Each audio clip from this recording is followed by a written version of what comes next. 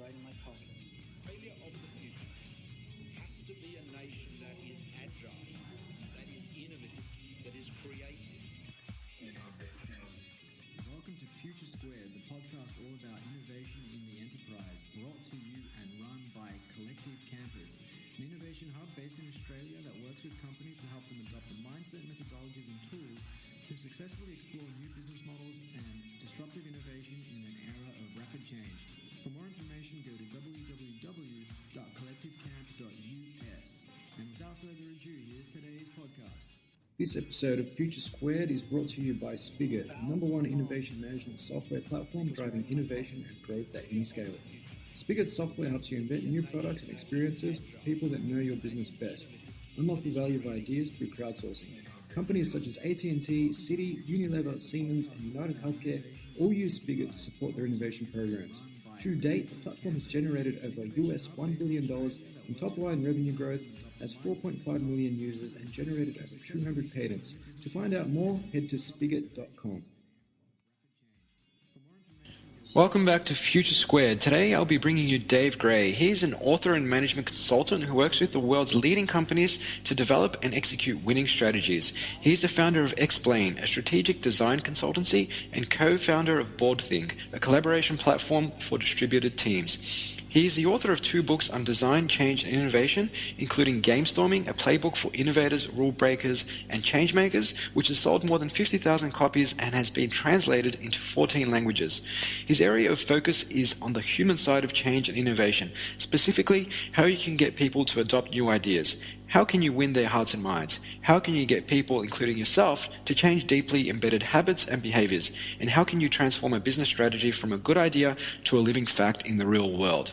Today I'll be speaking with him predominantly about the Culture Map, a tool that he co-created with Alex Osterwalder, who developed the incredibly popular business model Canvas. So if you're struggling with culture change in your organization, then you will definitely get a lot of value out of this podcast. So without further ado, I bring you Dave Gray. Welcome to the show, Dave. Thanks. Great to be here, Steve. No, it's an absolute pleasure to have you on the show. You are joining us from St. Louis in Missouri, is that right? That is correct. Fantastic. Is that your hometown? Did you grow up in that part of the world? No, I grew up kind of all over the place. Mostly Massachusetts, which is on the East Coast. Fantastic. What brought you to St. Louis? I accidentally applied for a job here. Fair enough. Who was that job with? Well, I was living in Seattle at the time, and there was a convention of art educators, which had all the art schools were converging on this convention in Seattle. And I applied to all the schools that were near and in and around Seattle, which is in the state of Washington. And there is a school called Washington University School of Art, which happens to be in St. Louis. And I didn't know. I thought it was in Washington State, so I accidentally applied for it. And lo and behold, I got the job. So that was more than 20 years ago. Wow. Well, it doesn't sound like you regretted that decision, seeing as you've managed to stay there for 20-odd years. Not at all. Yeah, fantastic. And you made your way down under last year. You were here for a few workshops. Was that your first time down in Australia? It was my second time, but my first time was literally one night. I came for business circumstances that were sort of outside of my control. I basically could only be there for one night. So I flew I took the 30-hour flight there and the 30-hour or so flight back, only to be there for one night. So for all intents and purposes, yeah, it was my first time. Yeah, fantastic. I'm sure it was. I'm sure the return on investment was there, despite that 60-hour cumulative flight time. Well, this last time I learned my lesson. So this last time when I came, which was the second time, I stayed for about a month. And I had a wonderful visit and got to visit Melbourne, Sydney, and Brisbane, and got to meet with a lot of interesting people and had a really great time. Fantastic. And I only have one more question about your trip down under. Melbourne or Sydney? I know enough not to touch that one. Smart move. Okay. So I wanted to talk to you today, Dave, about some of the the work you're doing in the culture space.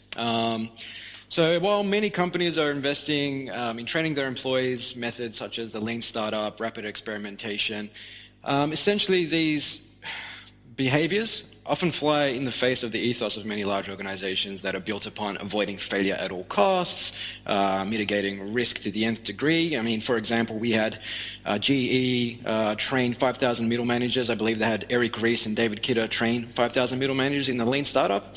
But those middle managers quickly found that once they got back to their respective business units, back to a culture that was steeped in Six Sigma thinking and one that didn't really value customer feedback early in the product development lifecycle, it became quite apparent that culture essentially comes first, and any type of transformational program or new business launch where a different way of thinking is required oftentimes doesn't really fit into that existing culture. How have you seen this play out yourself?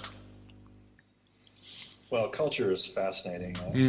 I got interested in culture, so I've been working in large organizations in one way or another on change and transformation initiatives of one kind or another for more than 20 years. So everything from rolling out a new technology like a SAP implementation, where people are going to have to change the way they work, to new product launches and business shifts and that kind of thing. And culture is a fuzzy word. It's something that's a lot of people have trouble grasping. We're getting, when you say culture, what does that mean? I think it's one of those things like, I think it was an American judge who said this about pornography.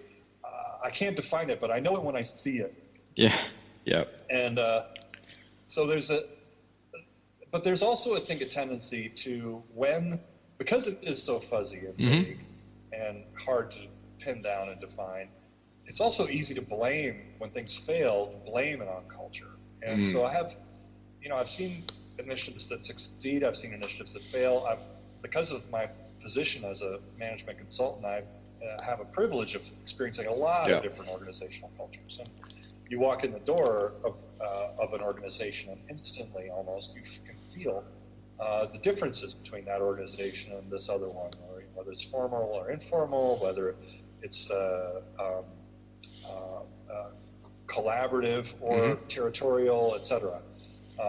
Metrics, driven, or it's like a really team. There's so many different kinds of corporate cultures. Sure. It's hard to define them. But one thing that I did notice is that people will, when things fail, it's easy to blame culture. And when you ask people, what do you mean by that? Sometimes they fall down because culture is just a convenient excuse. Sometimes. And it's, if you don't know why something failed, you're going to blame the culture. Yeah, and it's I guess it's human nature to want to externalize and look for something to point the blame on rather than try and find a solution. It is probably human nature. So I think there's a tendency. But I had heard it enough. What went wrong here? Well, the culture rejected it. It's like an immune system. I've heard people use this metaphor that, it was kind of the patient rejected it. The company's immune system, the antibodies, killed it. We were not able to, it's like an artificial heart was rejected by the patient. Yeah, and have you seen any examples, Dave, of where organizations were embarking upon, say, a Horizon 3 type of innovation program where they were looking to explore disruptive business models, and the response was, it fell over, and the response from everybody was, well, the culture didn't support it. Our culture is steeped in what I mentioned earlier, avoiding risk, avoiding failure at all costs. We tend to outsource decision-making. We'll hold a steering committee meeting every time a big decision needs to be made, and that takes 4 or 5 weeks just to schedule, and therefore we can't move at the cadence that's required when you're dabbling in the dark arts of disruptive innovation. Have you seen any examples of that? Oh, I have.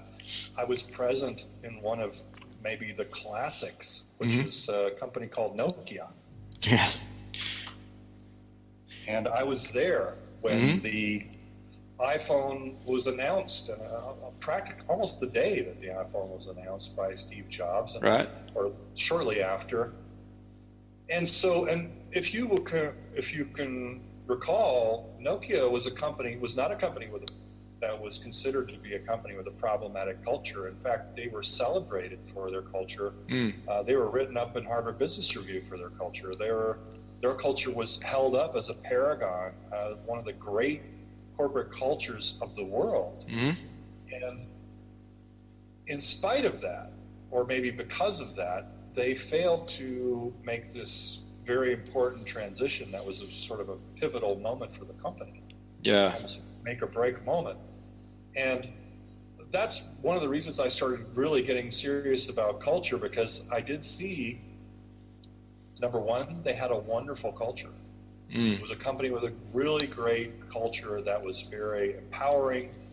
Everyone had a voice. There was plenty of time for conversation and deliberation. There was lots of space and meetings for people to talk.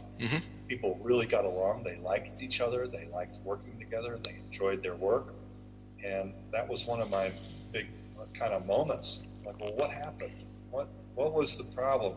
And in fact, what the conclusion that I have come to is that culture is a double-edged sword.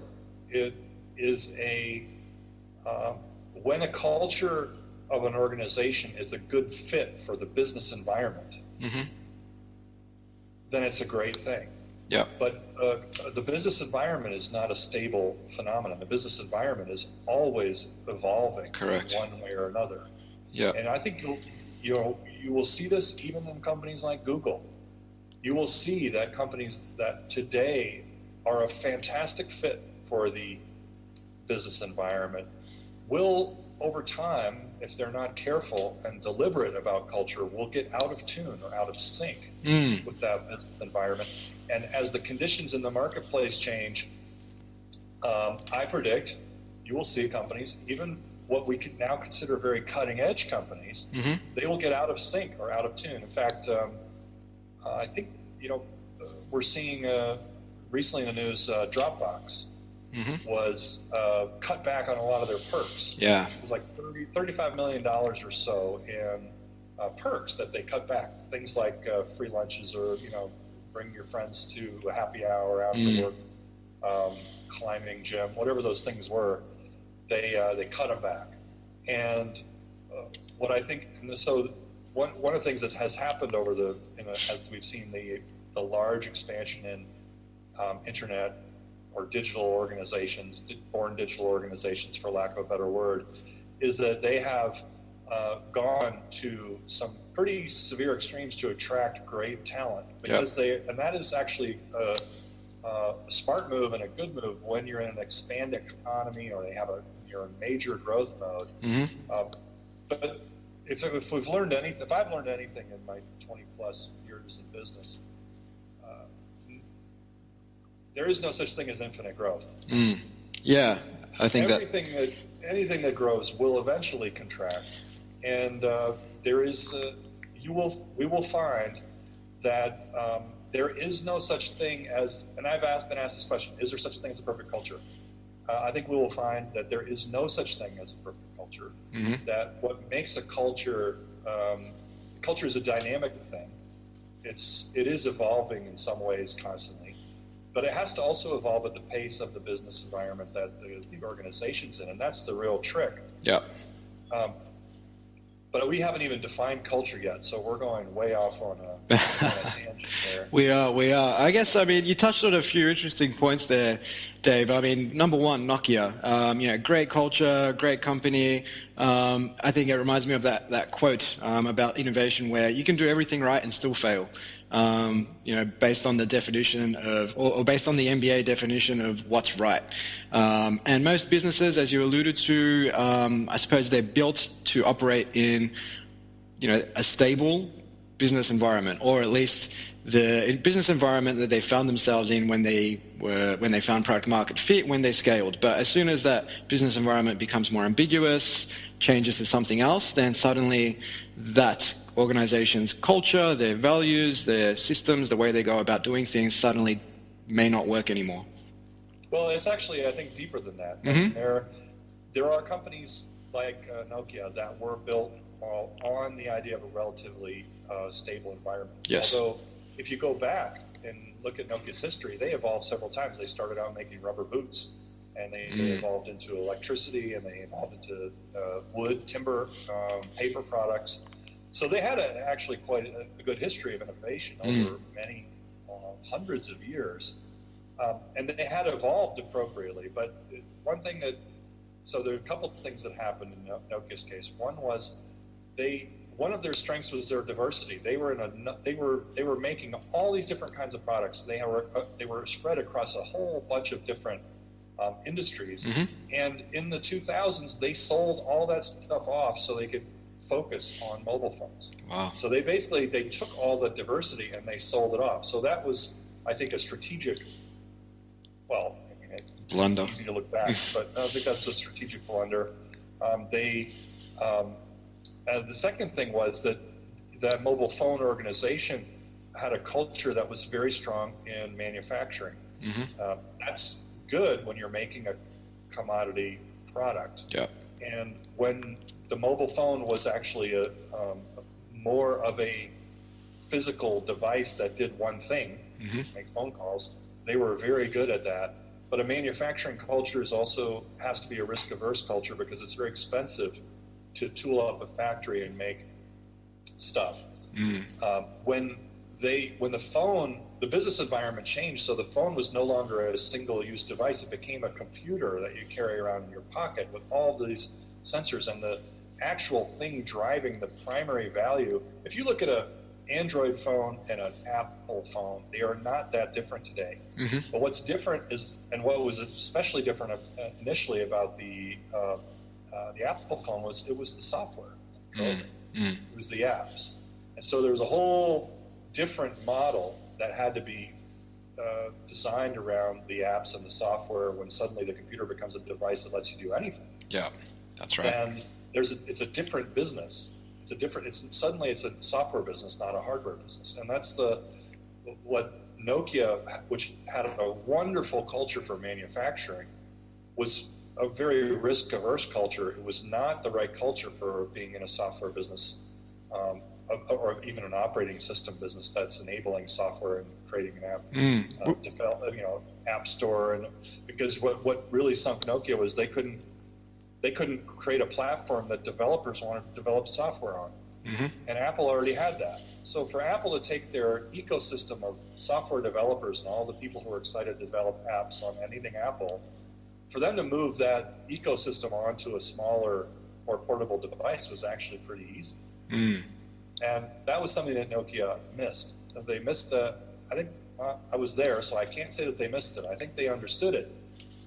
And that's the point that we're maybe circling around on culture. They understood it intellectually, but culture is not something you only have to understand intellectually. You have to understand it behaviorally, and that means by the actions that you take every day, by the way that you behave in meetings, by the way that you make decisions, all of those things. And you said that most corporate cultures are designed around an environment that's stable, and that's the one thing I did want to push back on a little bit, because you look at Google and Amazon and Facebook, even the lean startup movement, you will see companies that are actually organized for a volatile and ambiguous environment. In fact, Amazon's a great example of a company that's organized around not knowing what the environment will deliver. Yeah. And Google as well, and Facebook. I mean, and you could see these large organizations, and this is, I think, the power of the lean startup, being organized around uncertainty is actually a very powerful thing today, because we live in a highly volatile, very uncertain world that is pretty much driven by technology. We know there's going to be a Facebook of VR. We know there's going to be one. Is it going to be Facebook? We don't know that. Yeah, that's right. Yeah, and I think you're absolutely right there when it comes to the new guard of large companies being built for more volatile environments, steeped in a culture of lean startup, agile software development, and basically being very customer driven, that customer focus. But I guess when it comes to the old guard, a lot of the large telecommunications companies, banks, utilities, perhaps they tend to be a little bit more built for a stable environment, steeped in a culture of waterfall, steeped in a culture of market research, inside the building thinking, not taking anything to market until it's, the most polished diamond it could possibly be. And I guess that's more so what I was alluding to when I said large companies are built for stable environments. But on culture, Dave, I mean, you've recently done some work with a crew of thought leaders, including Alex Osterwalder, who is famous for the development of the business model canvas and the value proposition design canvas. And you've come up with the culture map, which is being used by organizations around the world to improve the success rates of mergers, acquisitions, reorganization and renewal initiatives, new business launches, strategy initiatives, and other important change projects. Can you tell our audience a little bit more about the culture map, please? Yeah, well, I'll start by saying if people happen to be familiar with Alex Osterwalder, or the business model canvas, and the value proposition canvas, what Alex has done a great job of is helping to create tools that help with strategic business work. And so a lot of the traditional ways of doing business strategy are not very design oriented. They're very decision oriented, and what I mean by that is most in the older school companies like you're talking about, let's say industrial age organization that were formed in the last century, you will see what I would call a decision culture at the top, and the decision culture basically is something that is oriented for a relatively stable environment. And decision culture is something that asks the organization to come to the senior executive team with recommendations.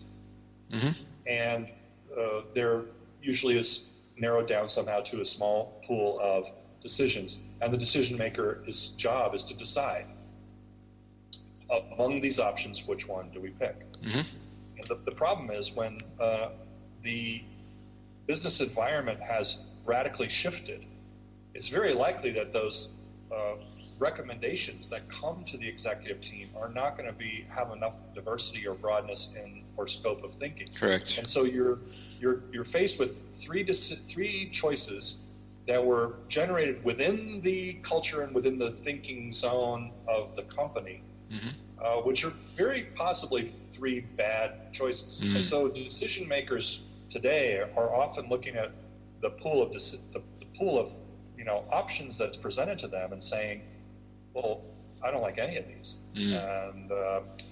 And how do you decide when you have three options put in front of you and they all suck? I mean, it's make it very not to put a fine point on it.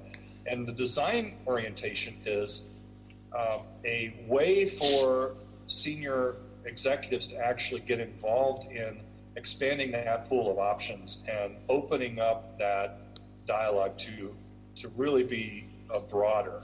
And expanding the pool of options is something that most cultures that have been around for a long time have not developed a very strong culture of, because the environment's been pretty stable. And it hasn't been a question of should we even be a bank. It used to be a question of, well, which bank, how are we going to say that we're different from the other banks even though we're substantially the same? Well, now it is, what happens when there is no bank? Are there even going to be banks? What does a bank mean? Those are the questions. I mean, the taxi industry did not see Uber coming. That's right. Uber did not come from the taxi industry. And the problem of how to be a better taxi company than the other taxi companies is different from what do you do when there's a whole new playing field with a whole new set of rules. And I know Uber is a company you're familiar with because I did Ubers all over when I was there. And I asked a lot of the Uber drivers. It was interesting asking taxi drivers and Uber drivers what they thought of Uber and the taxi. And I got a whole bunch of different answers, which we could spend a whole hour on just that. But when the world has got this much volatility in it, you've got to ask different questions. And as a senior executive, you've got to have different approaches and different methods for thinking about strategy and making decisions. Yeah, that's what Alex, I think, did such a powerful job in with the business model canvas, with the value proposition design canvas, which were designed as tools for business people to think about launching new products and actually developing new business models. But what Alex and I, we got together on the culture map, and the reason that we both got together and excited about this, we're friends from way back. But one of the things that got us both excited about this issue was, well, as soon as you've conceptualized a new business model, then you have a culture problem, because you now have, let's say you are a taxi company and you figured out how to be better than Uber. That doesn't mean that your drivers and your dispatchers and even your finance people and the other people who are involved in running that organization are going to just go, oh, yeah, great, let's do that now. Yeah. So culture is about shifting behaviors, deeply embedded routines and habits and behaviors in the company that are so deeply embedded that you don't even notice. You're not even aware of them. And the thing that I liken it to is, I used to be a smoker, and I quit smoking more than 20 years ago. But when you have a cigarette that's lit and you light another one without even realizing that you have one there that's just lit, that's a habit that's so deeply embedded you don't even notice. Yeah, organizations are full of habits like this that are so, and I'm only able to see them relatively easily because I have the kind of job that enables that, where I cross over and work with a lot of different companies. But when you spend the majority of your time in a single company, there's a lot that you miss. And this is a kind of an interesting development. We've been actually having requests from customers recently. Could we ride along with you with your other clients? Could we had someone from a bank ask me, could we have our teams ride along with you with a logistics company? Or we'd like to actually do safari in other organizations that are not competitive, but we'd like to see what those different cultures look like. And it almost is a way to, you can't see your own culture till you've been out of it and come back to it. Yeah. No, I think sorry, Dave, I think you've touched on quite a few points there that I just wanted to interject.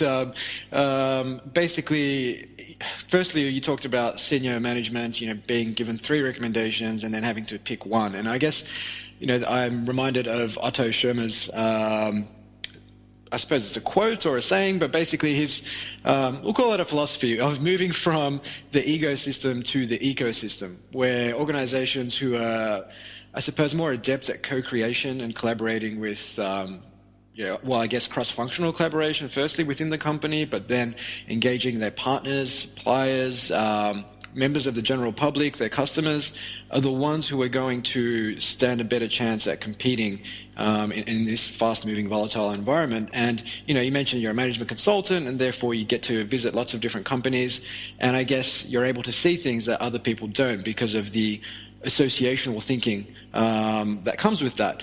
And I guess the underlying theme that I'm seeing, or that I'm getting here, is more about co-creation and maybe adopting more of that Socratic thinking, which is, all I know is I know nothing, and we need to get out of the building and find the answers. Yeah, well, yes.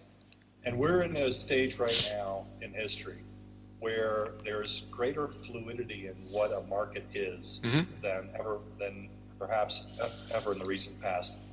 There's opportunities to create markets, rewire or reconfigure whole markets, create whole new marketplaces, new business environments. But in order to rewire your market, you're going to have to rewire your company. And in order to rewire your company, you have to rewire your own mind and the minds of the people in the organization. And that's what culture change becomes an issue. You can look at you can intellectually see a market emerging or a market space emerging. You can even intellectually rewire your company. You can have a blueprint for that. But then the real traction, you can't actually achieve the real traction until you're able to rewire the mindsets and the behaviors inside of the company. And that's where the culture map is actually a really powerful tool, because it helps you connect the outcomes that you want with the behaviors that you need, and then the management actions that will enable those behaviors that you actually want. So it is a very simple tool. It's actually deceptively simple. It's just three rows, and however, it's an incredibly powerful tool because it enables you to focus on and find and focus on those things in your organization, those structural things that you can actually change, that will actually drive the behavior and the outcomes that you're trying to achieve. And so on the culture map, Dave, are you able to talk us through how one would approach it? I mean, is it simply a matter of getting X number of people together to walk through the different columns? I mean, you've got outcomes, sort, you've got behaviors that, I guess, are BAU, and then you have your enablers and blockers. So how would that play out? It's really not fair to ask someone inside of your company to facilitate a culture mapping session, because everyone is part of the system. And so I recommend that you do bring in someone from outside, even if it's just a friend or a consultant that you're comfortable working with, facilitate those conversations. Someone who doesn't have anything to gain or lose, has no stake. Makes sense. I think that's really, really important. Because everyone, when it comes to culture change, there always will be winners and losers, and you can't take power and power dynamics out of the equation when you're talking about culture. So it's important, I think, to get a relatively neutral party to help you facilitate it, reflect back, help reflect back to you what you're dealing with. I think, but what I do recommend is that you get together 5 or 6 people in different parts of the organization, from who are comfortable working together, comfortable talking to each other, comfortable being honest with each other, and that you don't just conduct one culture mapping session, you conduct many, because the finance department will have a culture, the sales group will have a culture, the sales group in Singapore will have a different culture than the sales group in Melbourne, the retail group, the manufacturing group, the warehouse group, they will all have their own cultures, and it's important that you actually see them all. So number one, I think you want to have those conversations within a group of people who are already comfortable talking to each other, and what you're asking them to do is to talk about the stuff that they already talk about, but unofficially. They talk about it during their breaks, they talk about it when they're in the pub together. They don't talk about it officially at work, because most workplaces are not a place where you can bring your feelings and your motivations and that kind of stuff legitimately into a conversation. But what we're doing essentially with the culture map is we're saying, this is the kind of organization that we know we need to become.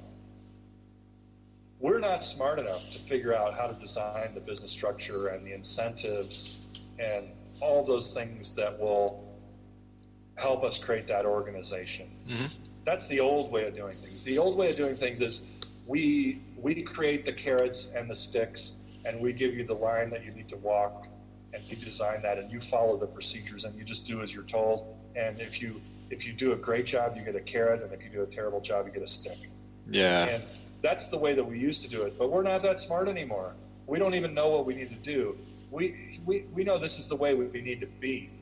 Help us design the organization, and help us design it so we can continually evolve it as we learn. But you tell us, we're not going to tell you this is your job now. Stop selling this thing, go sell this thing.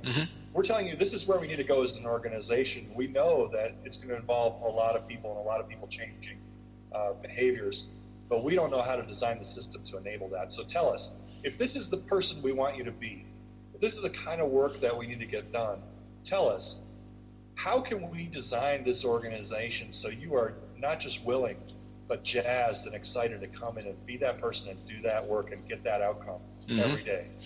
What do we need to do as an organization to enable that, to make that happen?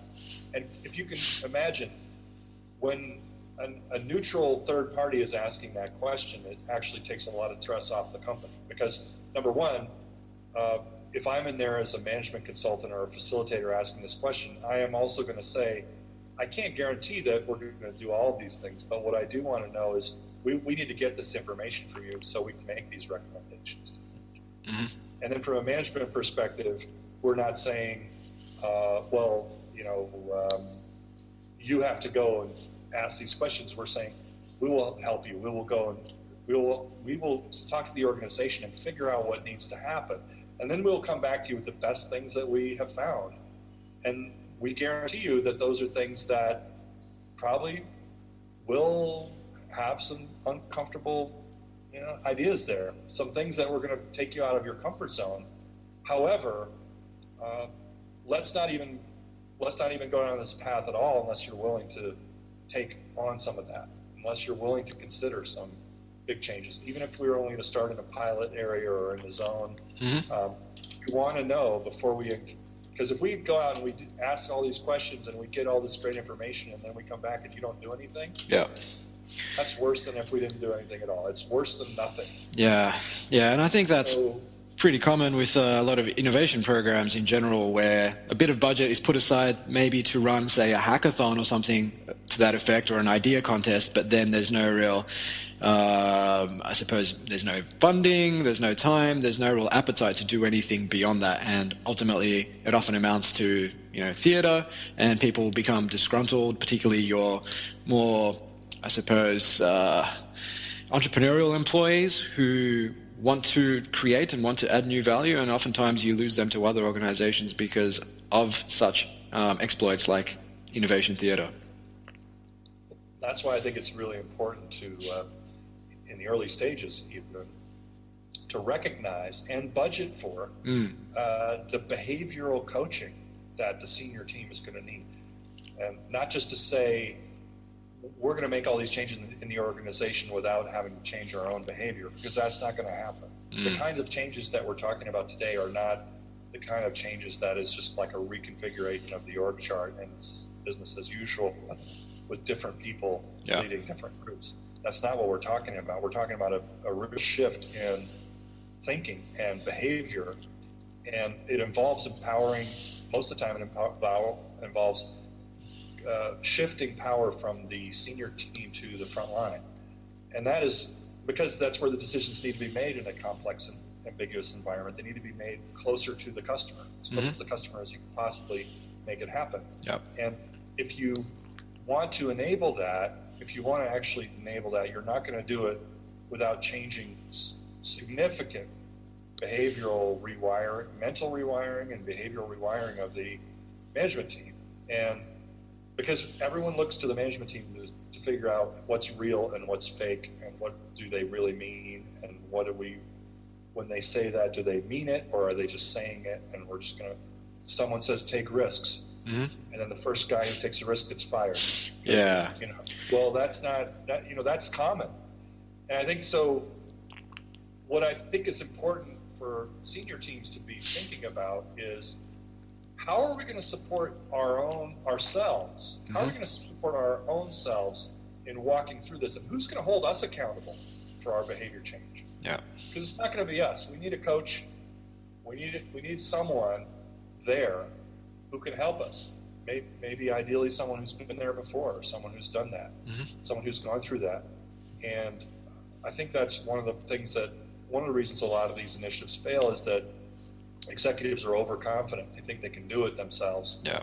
Just like you think you can quit smoking by yourself or go on a diet by yourself, and you're going to have this workout routine, your New Year's resolution, and you don't need a personal trainer because you're going to get up every morning and you're just going to do that every day. Yeah. Well, most people do need a little help, whether it's a peer group. It doesn't have to be some coach coming in. Sometimes it's peers. Sometimes it's peers holding each other accountable, but there needs to be significant focus on that leadership mindset and behavioral stuff, and it's often gets short shrift. Yeah, and it's funny you mentioned New Year's resolutions as well. I think 90% of New Year's resolutions are busted by the end of January, and I think that speaks volumes about senior managers who think they can do it all themselves as well. And so on the culture map, I mean, you've talked about running a number of different workshops across different functional lines to identify some of those enablers and blockers and some of the behaviors that we need to, I suppose, foster to support that culture change. Would you say, I mean, I'm a big believer in learning by doing, and I feel that the lean startup philosophy itself should be applied to these innovation programs so organizations can learn by doing, taking small bets, seeing what works for them. Would you say the culture map tool lends itself to, say, running a program or an innovation sprint for 3 months, and during that sprint, I imagine the team identifies blockers, whether they're finance, whether it's marketing, whether it's sales or IT, and then you can, I suppose, gradually complete a culture map and say, okay, this is what we've come back with. We ran this 3-month innovation sprint. This is what worked, and this is what stopped us. I mean, it may have been a policy where it said, well, the market size needs to be this big, otherwise we're not going to invest in you. And therefore there's a blocker from finance, and how do we get around that, and so on. Would you say it lends itself to that? Yeah, I think it does, because the 3 layers are outcomes, behaviors, and enablers/blockers. Mm-hmm. It's not too hard. Most organizations have ways of talking about behaviors. What did we do? What are we doing? What have we done? Mm-hmm. They're used to talking about results. What did we get? What were the outcomes? What happened?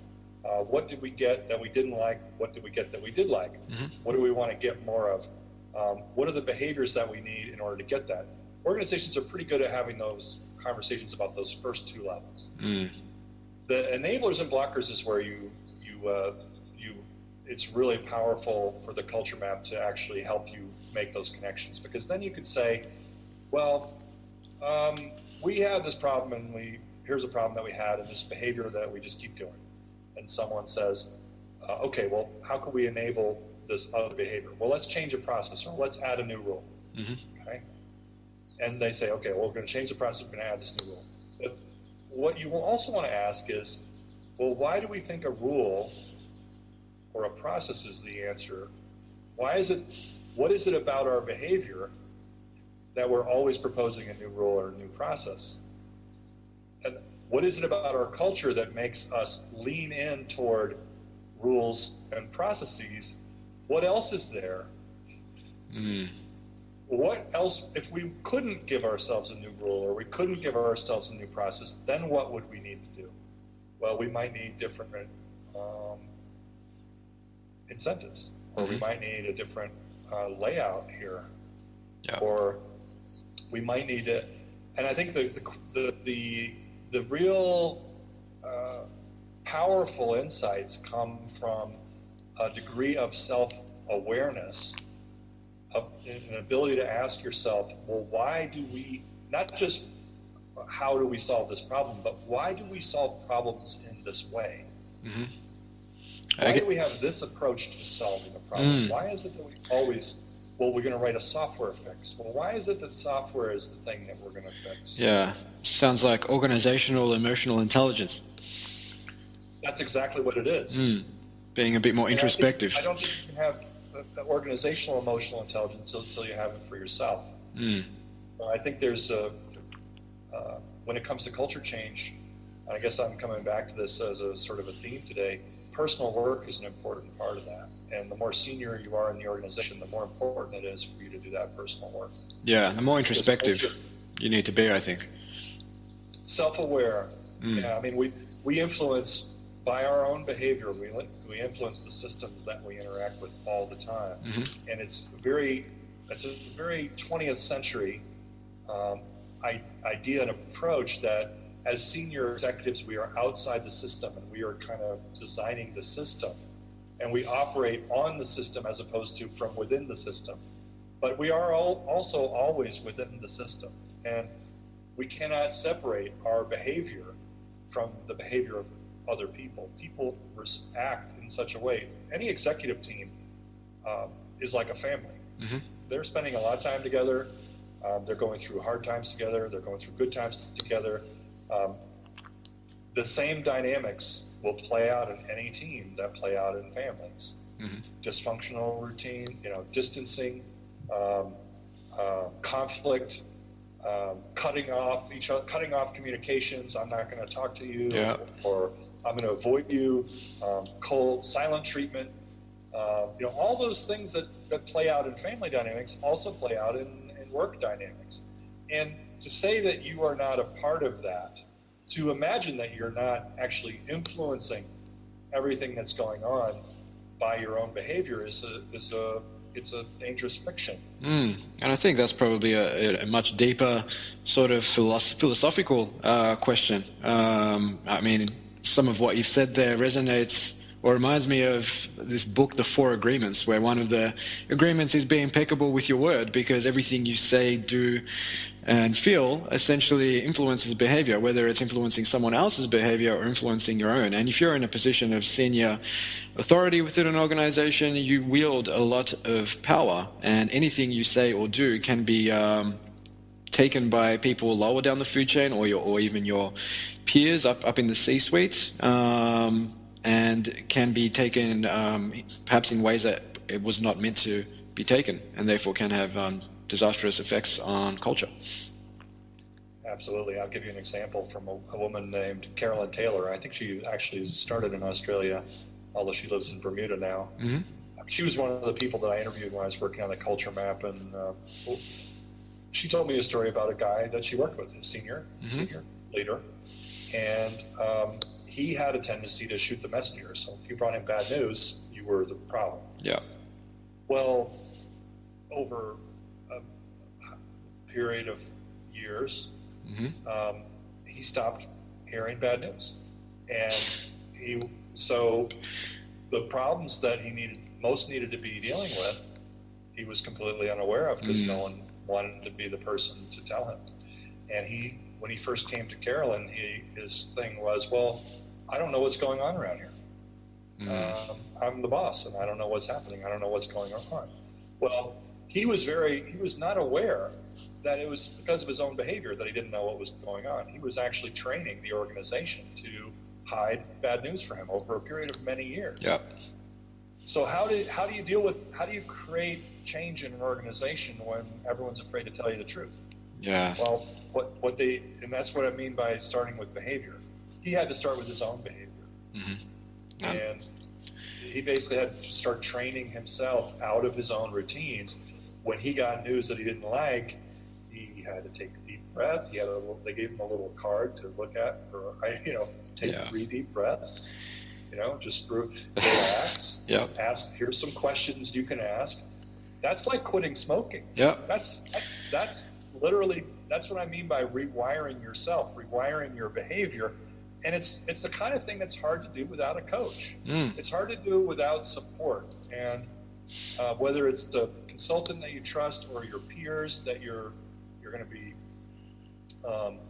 and the thing is, it's for senior executives, many of whom have got there by hiding their vulnerabilities, by appearing to be heroic and invulnerable and always right. It's very hard to allow that coaching in, because you have to be vulnerable. You have to basically admit to your vulnerabilities in order to be able to work on them. And you have to be transparent. You have to be able to say to your organization, I'm working on this. Help me work on this. Is something I'm working on. Yeah. That means admitting to your own organization that you're not perfect. And that's a hard thing to do, especially if you see yourself as a leader, and especially if you're feeling like you're in dangerous or difficult times. And you want to be the person that people look to for certainty. Yeah. There's a lot going on there. I think to be able to be vulnerable, to be able to say to your team, we're going to need to change, and I'm going to need to change. Yeah. We're going to need to change. In order for us to change, I have to change too. And it's not any more comfortable for me than it is for you. It's uncomfortable, but we're going to do it. I'm going to do it. We're going to do it together. Here's what I'm promising you. Yeah, you're never going to get in trouble for bringing me bad news. Yeah, and I think that's exactly right. And I think there's so much going on here, whether it's psychological or even physiological. I mean, you talk about senior managers always wanting or feeling as if they need to have the right answers. I mean, it's a big part of their identity. They've been lauded for it, that they are where they are in society because of their performance to date, which may have been in an environment that was a little bit more stable, and it's gotten them this far, but now perhaps it's a bit more unstable and they need to embrace bad news. But even in the physiological side, I mean, you mentioned, here's the bad news, take 3 deep breaths, think it through, respond with reason, not impulse. And, physiologically, you've got the amygdala in the brain, which is all about sensing danger and fear. And I think it's sensory abilities, it's like 10 times more profound than any other part of the brain. So it just latches onto any change in your environment, any fear, any danger, and therefore it's going to prompt you to respond with that impulse and just shoot the messenger. So, we're I suppose dealing with culture, psychology, physiology. There's so much going on here that organizations have to deal with in order to, I suppose, start changing their organizations for the better.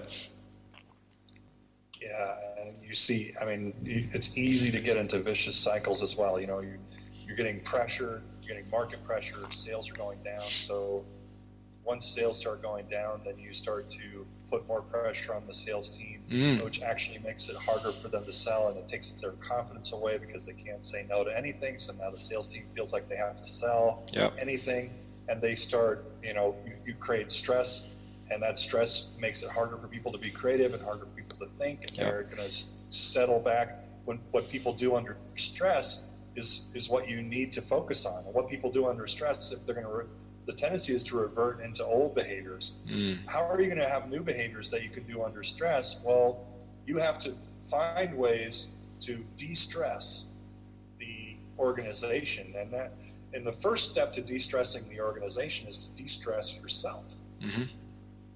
And how do you de-stress yourself?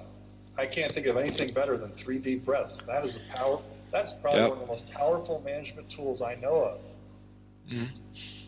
Well, breaths.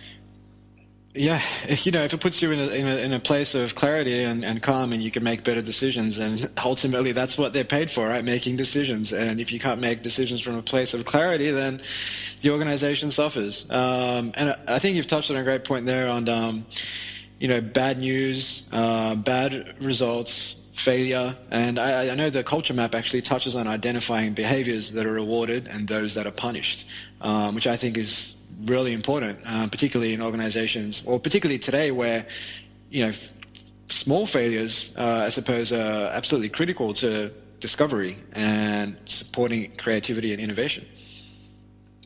Yeah, the culture map is a great tool. It's a fantastic tool for asking the right questions and connecting outcomes, behaviors, and enablers. But it's only a tool, and it's no more useful you have to have also someone who knows how to use the tool, practitioners. The good news I have for you, Steve, is that I spent a month in Australia in last year, and I trained a bunch of people on using this tool, a bunch of organizational consultants and really awesome, great organizational development practitioners. And so business people in Australia are in a really good spot because there are a bunch of people there that have been trained on it. There's a group on LinkedIn where you could go and find them. There is a bunch of skilled people out there who are ready, willing, and able to pick up a culture map and help you move this stuff forward. So I do think that's good news. Yeah, definitely couldn't agree more. I think Australians in general are, I suppose, open to doing things a different way. However, you do still have that culture at many organizations, particularly large financial services companies, where there is a little bit of that. Well, there is a little bit, maybe an understatement, but that underlying resistance to change. And as we've discussed today, there's a lot going on there, and it's not there's definitely no overnight solution. And I think that's something that's synonymous not just with culture, but with corporate innovation. I think organizations need to stop looking for a silver bullet and basically start learning by doing, experimenting, identifying what works, what the blockers are, what the enablers are, and slowly but surely moving towards. I guess they'll never get to nirvana because the underlying business environment will always move, but as quickly as you can move in step with that moving business environment, the better it'll be for that company. I actually had the opportunity to spend, as I said, quite a bit of time there. And I worked with the Australian industry group, so I got to meet a number of different kinds of businesses. Australia has some unique strengths and some unique challenges. One of the strengths is that you have a very good social safety net in Australia, that people have a pretty decent, and that does de-stress the whole culture in Australia pretty well. You know, people can, do okay if they lose their job or if they have a problem. So that is actually a strength I see in Australia. That's a de-stressor right there.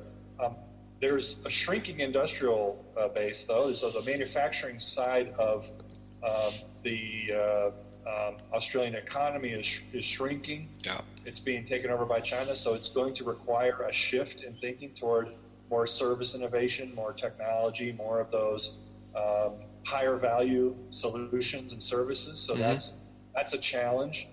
There's another challenge that's cultural, that is a sort of an Australian cultural challenge, which is the tall poppy syndrome. Yes. You may have heard of. So there is something there that is kind of working at cross purposes to innovation and experimentation and that stepping out and trying something different and trying something new. So there's some challenges and there's some strengths, and I think that one of the things that I think is one of the greatest strengths in Australia is that, but partly because of the social safety net, people truly want a job they can enjoy. People are looking for a job that they want, a job they can enjoy, that they love to do, that they like to do. And that's actually the power, that's a incredibly powerful continental thing. It's your whole country has this strength, is that people will self-select into work that's fun and engaging and really rewarding.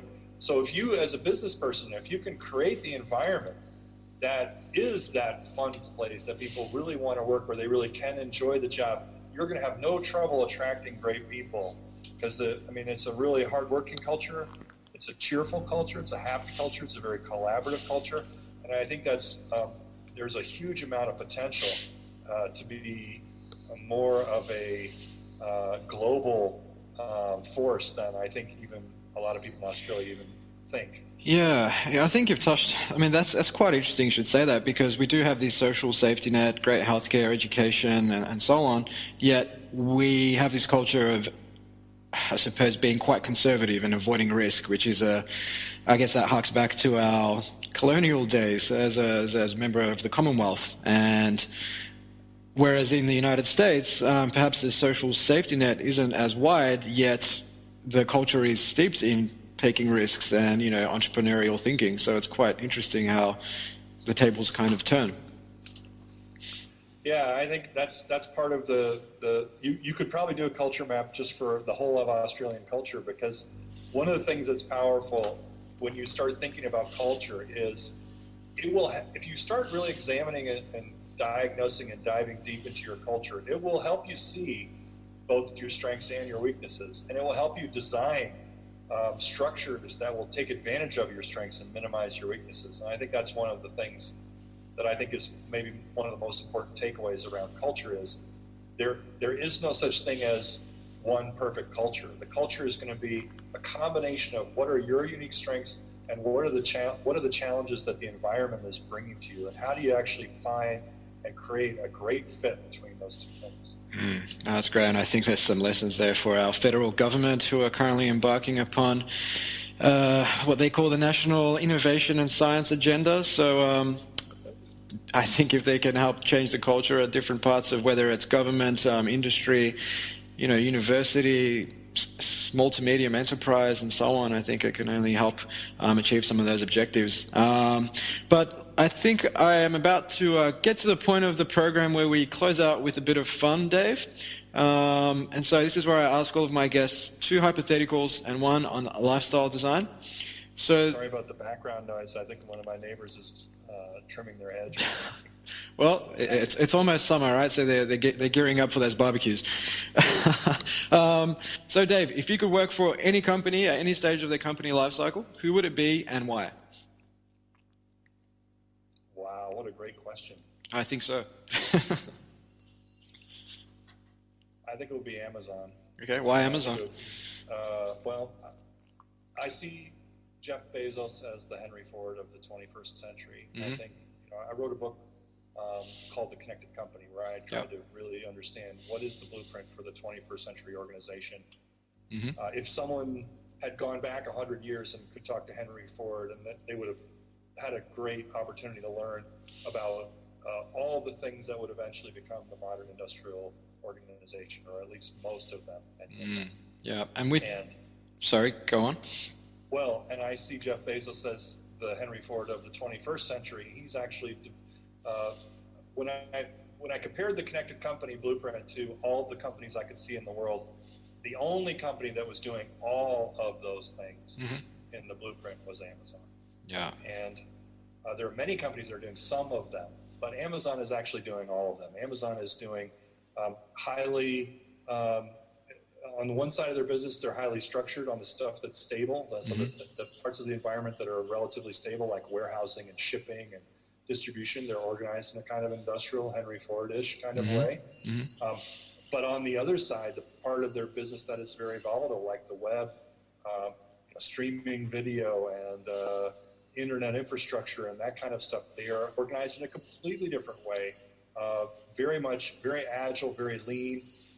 And I think he's just a brilliant man. He's figured out a ton of stuff, and he's not necessarily out preaching it from the rooftops, nor should he. I mean, he's also likes to win. So, but if you actually, I think in the early days of Amazon, he was a little bit more transparent. You go back and you look at some of the videos where he would actually talk more transparently about his philosophy and his thinking. And I think if I was able to work there in those early days when they were all in one room and they had they would ring a bell when they sold a book, I think I could have learned a tremendous amount. That's where I would have wanted to be. Yeah, great question. Great answer. And I think on being a connected company, essentially, that's companies that are all about engaging with their employees, their partners, customers, and the public to support associational thinking, innovation, fresh insights, and just partnerships that will help them scale at a much quicker rate. Yeah. So question number 2, Dave. Brace yourself. This is another tough one. If you could ask anyone a question, dead or alive, who would it be and why? Just one question. Wow. I think I would probably go back to Thomas Jefferson and ask him what he really meant by the Second Amendment. Right. That's interesting. The Constitution, the one about the right to bear arms. What was behind that? Because that's such an interesting point right now. I think I have no idea what his answer would be, but I think I would try and explore that with him. And I dare not touch the issue of the right to bear arms in the United States, but I guess to tie it back to our conversation today, it may be one of those things where once upon a time, the business environment, if we'll call it that, supported firearm ownership and whatnot, and perhaps the business environment has changed, and whether or not it still supports it or not is not for me to say, so I'll leave it at that. Oh, I'm not going to come down on either side of it either. I'm just kind of curious what he meant. Yeah, definitely. And English, so I could ask him. Yeah, well, that's right. I think we actually get a lot of our guests going back to that part of history and asking people, like, whether it's Thomas Jefferson, Benjamin Franklin, Abraham Lincoln, questions. So you're definitely not alone there. And Franklin would be a more interesting guy to talk to, actually. Yeah, a bit more of a trailblazer, right? Yeah. And finally, the question is on lifestyle design. So, you've written a number of books now, doing some great work with your consultancy, traveling around the world, giving keynotes, running workshops. How does Dave Gray stay on top of his game? Do you have any rituals or routines? Yeah, I do. I have a a guy that I work with. His name is Mike Parker. Mm-hmm. He's a coach, executive coach. And I work with him over Skype. And the work that I do with him is really literally calibrating and tuning my own mind, rewiring it. So it wouldn't be very, probably wouldn't be very, it would be a little hypocritical of me to say to all these executives, you ought to have a coach if I don't have a coach myself. And I do have a coach, so I want to reveal that. I have a guy that I work with, and I do exactly that.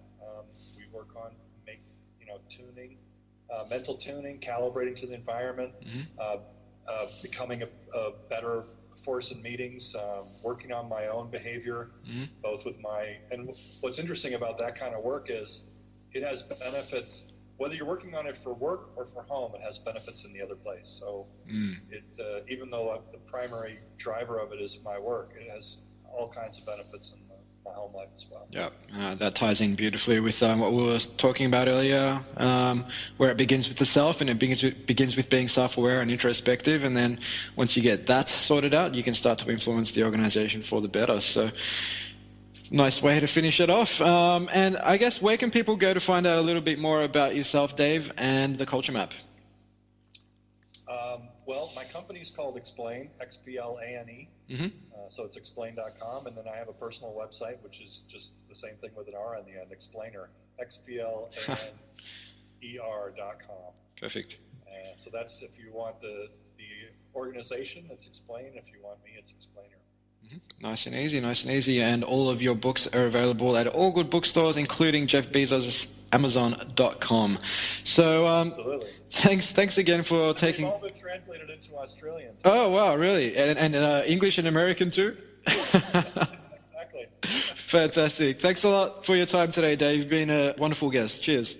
Well, I hope you enjoyed my interview with Dave Gray. You can always find out a little bit more about Dave at explain.com and explainer.com. There's also a culture mapping tool group on LinkedIn, which Dave strongly recommends you check out. If you're picking up what we're putting down, we'd love it if you'd spend just 1 minute to like, share, or subscribe to us on iTunes, SoundCloud, or Stitcher. We've also recently released the Innovation Managers course, a 12-week online course for innovation managers and corporate entrepreneurs who are interested in understanding and becoming more adept at implementing and using the mindsets, methodologies, and tools that underpin corporate innovation. You can find out a little bit more about that at innovationmanagerscourse.com. And finally, if you're interested in finding out a little bit more about Collective Campus, our innovation school and consultancy here in Melbourne, Australia, you can simply head to collectivecamp.us. Until next time, Future Squared out.